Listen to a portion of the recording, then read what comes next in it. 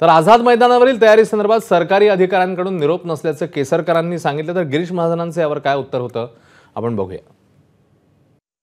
मुख्यमंत्र्यांचा शपथविधी किंवा मंत्रिमंडळाचा शपथविधी ठरवत नाही, हे गव्हर्नमेंट ठरवतं आणि गव्हर्नमेंटचे अधिकारी तिथं काम करतात। कुठल्याही पक्षाची लोक तिथं काम करत नसतात। गव्हर्नमेंटच्या अधिकाऱ्यांनी कळवलं असेल की तुम्ही बघायला या आणि त्यावेळेला ते गेले असतील, त्याच्यामुळे त्यांनी काय केलेलं चूक आहे असं बिलकुल नाही।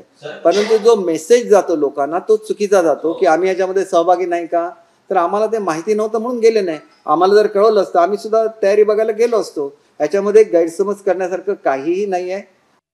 शपथविधीसाठी जी जागा निवडलेली आहे ती बघण्यासाठी बावनकुळे साहेब त्या ठिकाणी गेले होते अचानक।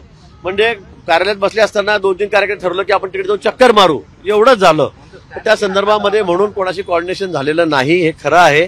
उद्या आम्ही सगळेजण त्या ठिकाणी एकत्रितपणे जाणार आहोत, हे आमचं ठरलेलं आहे। संध्याकाळी ठरलेलं, दुपारीच ठरलेलं आहे। पाहणी सुद्धा आम्ही त्या ठिकाणी करणार आहोत आणि पुढचे सगळे निर्णय जे काय असतील ते तुम्हाला दिसेल की आम्ही एकत्रितपणे घेणार आहोत आणि एकत्रितपणेच त्या ठिकाणी राहणार आहोत। 5 तारखेचा निर्णय जो आहे, 5 तारखेचा शपथविधी जो आहे, हा अतिशय दिमागदार असा कार्यक्रम या ठिकाणी होईल। आम्ही सगळे सोबत राहू। एबीपी माझा, उघडा डोळे बघा नीट।